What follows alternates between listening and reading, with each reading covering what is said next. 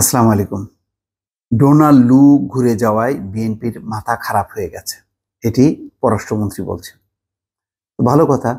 Donald লু বাংলাদেশে ঘুরে যাওয়ার পর কেন মাথা ঘুরে যাবে? বিএনপি কি বলেছে যে আমরা খুবই হতাশ? তা তো বলেনি। তারা একটাই বলেছে যে ডোনাল্ড লু যা বলেছে তাতে মার্কিন যুক্তরাষ্ট্র তাদের অবস্থান বদল করেনি। অর্থাৎ কোন অবস্থান? বাংলাদেশের গণতন্ত্র, নির্বাচন, মানবাধিকার এই প্রসঙ্গে কি অবস্থান বদল করেছে?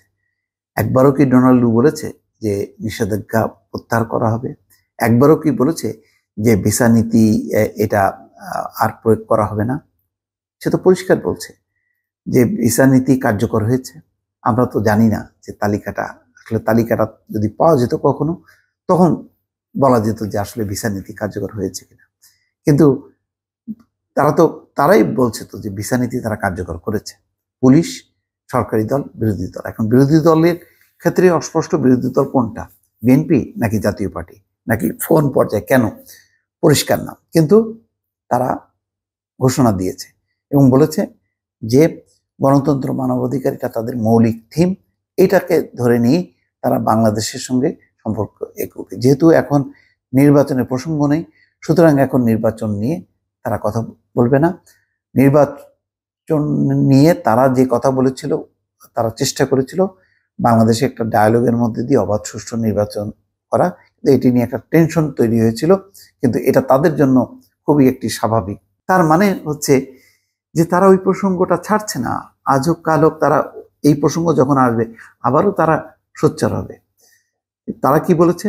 বলেছে বিদ্যমান সম্পর্কের সাথে আরো নতুন নতুন বিষয় নিয়ে তারা সরকারের সাথে এনগেজমেন্ট হচ্ছে। তারা মনে করে সরকারের সাথে এনগেজমেন্ট হওয়া মানে দেশের জনগণের সঙ্গে এনগেজমেন্ট হওয়া। যুক্তরাষ্ট্রের শিক্ষার্থী পাঠানোর ব্যাপারে তারা আগ্রহী। তার মানে কি এটা কি কোনো সরকারি কর্মসূচি না বাংলাদেশের জনগণের প্রতি তাদের একটা কমিটমেন্টের অংশ? তো এই কারণে মাথা খারাপ হওয়ার কথা না, বরং মাথা খারাপ হওয়ার কথা সরকারের। ডোনাল্ড লু তার সরকারি সফরের প্রথমেই সালমান এফ রহমানের কাছে জানতে চেয়েছে মার্কিন বিনিয়োগকারীরা কবে টাকা পাবে। তার মানে তাদের টাকা আটকে আছে।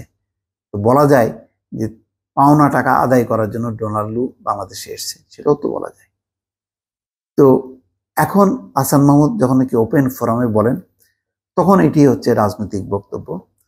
তো তিনি বলছেন যে মাথা খারাপ হয়ে গেছে। এখন মার্কিন যুক্তরাষ্ট্র যতক্ষণ না যদি বলতেন যে আমরা আগের যে আমাদের নির্বাচন বা এ নিয়ে এটা একটা ভুল ছিল, আমরা সরি, নিষেধাজ্ঞা আমরা প্রত্যাহার করব, তাহলে না বলা যায় যে না, মার্কিন যুক্তরাষ্ট্র সরি, তারা তাদের আগের চরিত্র পাল্টেছে এবং তারা নতুন করে বাংলাদেশ সরকারের সঙ্গে তারা কাজ করতে চায়। তা তো না, তারা তাদের আগের অবস্থানটা ধরে রেখেই সেটাকে সঠিক মনে করে এবং এখন যে সরকার আছে সেই সরকারকে নিয়ে তারা এগোতে চায়। সেই ক্ষেত্রে মির্জা ফখরুল ইসলাম আলমগীর বলেছেন যদি সামরিক সরকারও থাকতো তাদের সঙ্গেও তারা মার্কিন যুক্তরাষ্ট্র কাজ করত। তো সুতরাং এইগুলি দিয়ে খুব গৌরবান্বিত হওয়ার কোনো বিষয় নেই, বরং যে এটা লজ্জার ব্যাপার যে ডোনাল্ড লু এসে টাকা চাইছে, তাদের পাওনা টাকা, সেই টাকা দিয়ে সরকার তাদের দেখাক তাদের কত বড় বাহাদুরি আছে, সেটা তো দেখানোর কোনো উপায় নেই। তো এই বাদ প্রতিবাদ ডোনাল্ড লুর সফরকে ঘিরে মনে হচ্ছে আগামী আরো কয়েকদিন চলতে থাকবে। দর্শক ভালো থাকবেন, আল্লাহ হাফেজ।